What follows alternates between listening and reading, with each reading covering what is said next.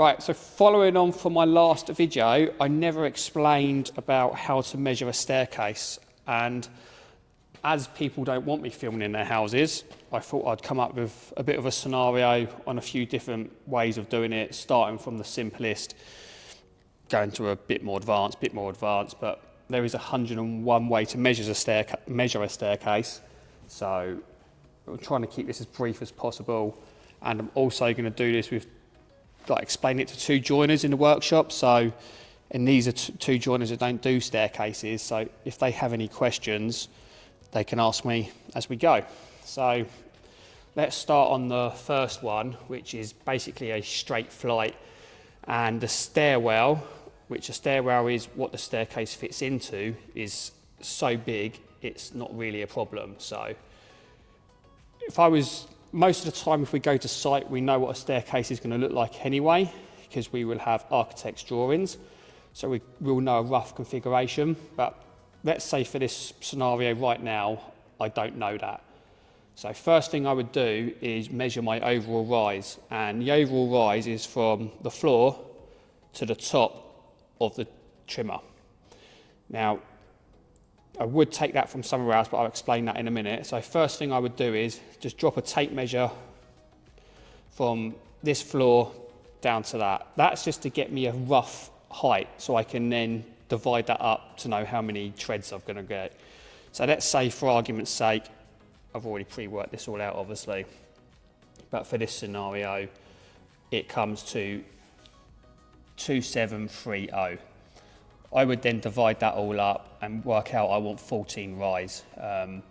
Your maximum rise is 220. I like to keep my rise under 200 if possible. So on this one, on this example, it'd be 195 rise. So once I've done that, I can then do my goings. As I said, I've got no restriction on the going right now, so I've just gone for a going I'm happy with, which is 225. So 14 rises, and that gives you 13 goings. Reason being is your 14th rise is the landing, so that's how you only get 13 goings. So my 13 goings would give me a measurement of 2355. So what I would do now is, now I know my going, I would drop a laser down from the landing. I'd measure back 3 meters, doesn't have to be exact.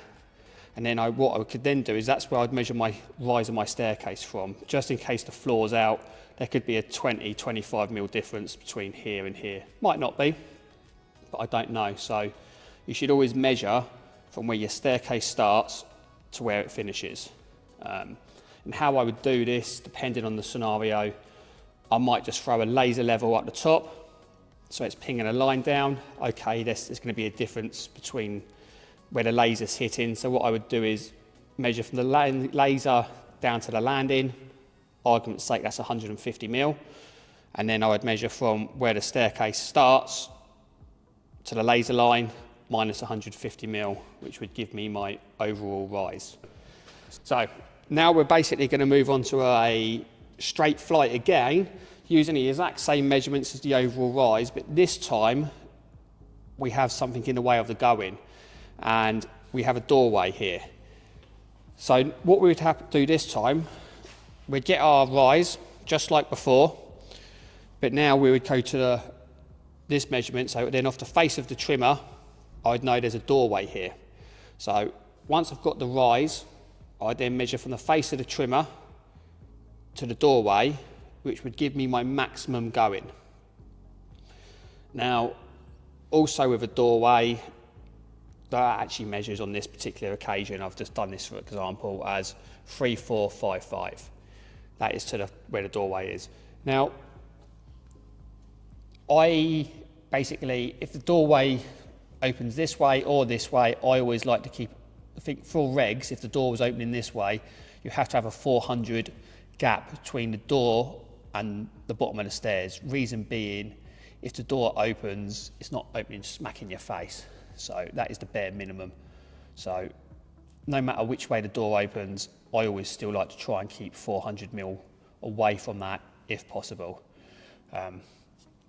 So that's what you've got to do, is do that, come back your 400 mil, then divide that all up, And on this example, it basically worked out exactly the same rise and go in, just to make life easy for people to understand.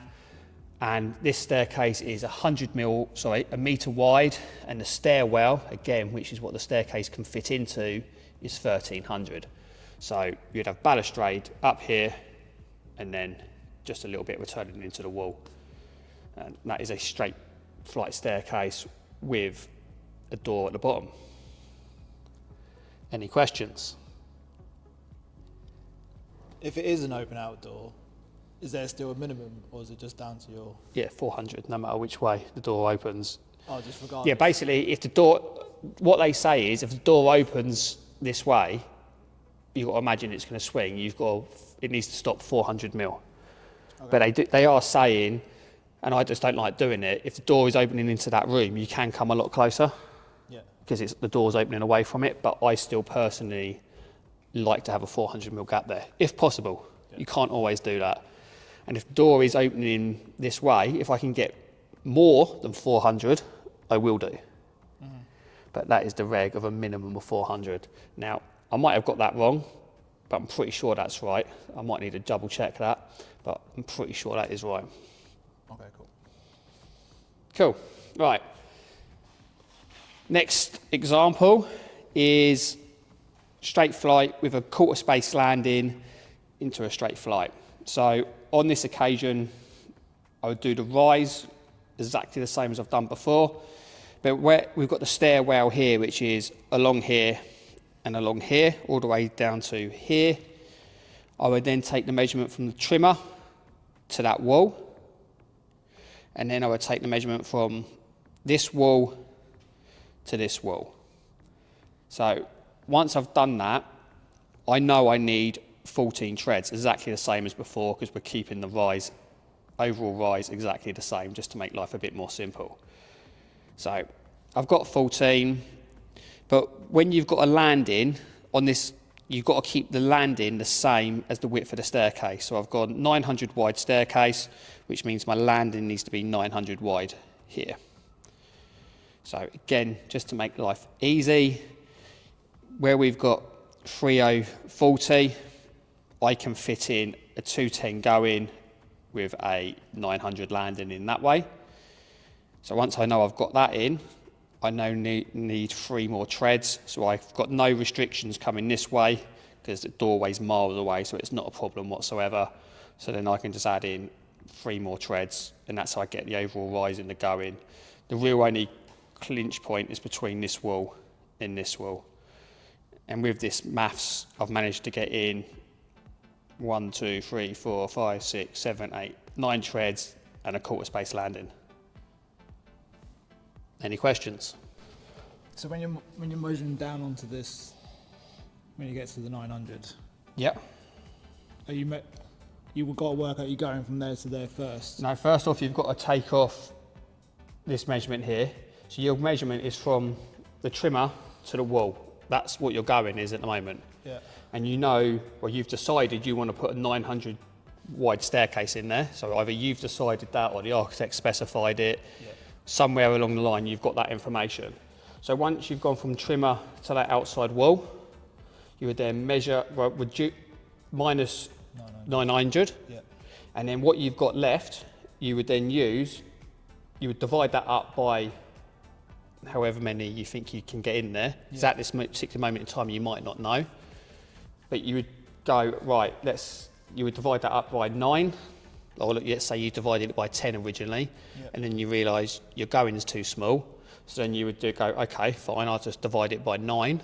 And that's what we've done here to get a 205 going. Yeah. And you'll probably find when that's done, that gives you a slight gap in there as well. So you would go from trimmer to wall minus 900. You could then say, argument's sake, divide that by 235. That will then tell you how many you can have in there, treads you can have in there. Make sense? Yeah. And then once you know how many you've got in there, because I've got no restrictions back this way, you would then say, right, I need to put 3 in to finish it. Yeah. Yeah? Yeah. Cool. And then the other scenario is very similar to that. So basically we've got the same stairwell same rise, all that again. But this time we have restrictions coming this way. So what we've had to do is we've put our exactly the same amount of treads in this way, but now we've had to, because we can't come all the way down here for whatever reason on this scenario, we've had to put winders in. So on this top, so because we can't come this way, we've got to think of a different way of doing it to get up to the stairs. So what we've done is we've put a wider section in, which has still left us one short. So then we've had to come forward by one. Now, when we do that, that brings something else into play, which is headroom. So headroom is from finished floor, let's say back to this scenario here, finished floor to the underside of the ceiling. Or when you're walking up the stairs, if there's a ceiling there or anything above you, you need a minimum of 2 meters. So it's 2 meters from the pitch line to the underside of the ceiling. But on this occasion, we know we've got an overall rise, which is finished floor to the top of the floor of 2.7. Let's say our floor thickness on this one is 300. So that still gives us like 2.4 to the underside, from the underside of the ceiling to the finished floor. So we know we're okay with this one, even on headroom and stuff like that. But we've just had to do it because we've got a wall in the way and we've got a restriction here. That's fine, don't worry about it. So, yeah. Any questions? What was if you don't have enough height for like the 2 metre minimum? You got to shorten the staircase, or? Well, at this moment in time, you can actually go, on this scenario we've got, you can go 2 under, treads under, because you would still get enough with headroom. But basically, if you get into a scenario like that, you would then probably have to like speak to the builder or the architect and say, something's not right here, it doesn't fit. Yeah. Or, you know, because we're just working on a landing here, like sometimes you might get a scenario where if that is that occasion, the landing is different, so you'd be winders at the bottom, then you might go into straight flights, and then you might have to have winders at the top, and you're coming off instead of coming off the staircase straight, you're coming off at an angle like somewhere else. Yeah. You would have to then put it in elsewhere. Okay. But again, this is a scenario. These are made-up scenarios just to try and explain how to go about measuring and work these out. As I said at the start, there is so many different ways or layouts of staircase. Like I could think of 6 or 7 off the top of my head layouts similar to this for this one flight. Like the winder section could be here like this, it could be that hand, you could have winders at the top, you could winders that side, the list goes on. Yeah. I could just put restrictions in, but so I'm not boring everyone, it's just trying to make a simple way of the basics. But once you know the basics, which is overall rise from where the staircase starts and you go in, you can then start to work stuff out. So long story short, get there, check what your stairwell is, glance at your stairwell, get your overall rise, check your overall going, and once you've got your stairwell, overall rise, overall going, you basically can start planning it to get it in there. Like even if you start drawing on a scrap bit of paper, a few little scenarios, straight flight, that doesn't work. Oh, I'll put a quarter space landing in there, that doesn't work, so I haven't got headroom. Okay, let's throw winders in or something like that. Yeah. So, but you just need to get your overall rise, your goings, all that type of thing, width for staircase, and then you can start working out little scenarios and then double check headroom and stuff like that. Nice. Make sense or not? It does, yeah. Cool. When you said there was a maximum rise of 220, you said? Maximum rise of 220. You got a minimum as well? Probably is, but at the top of my head I can't remember it. But I always like to keep my rise under 200 if possible. But again, sometimes you might try and do that and you just can't do it. So you have to get rid of a going. So you have to increase your rise to lose a going because you just haven't got the room sometimes. Okay. But this is when you start playing about with bits and pieces of what you can and can't do. That makes sense. A minimum going is 220. So your going has to be, so it's basically a maximum rise of 220 and a minimum going of 220. But your maximum pitch is also 42 degrees. So that's why I just try to think what is comfortable to walk up for me and for other people, thinking of elderly people as well.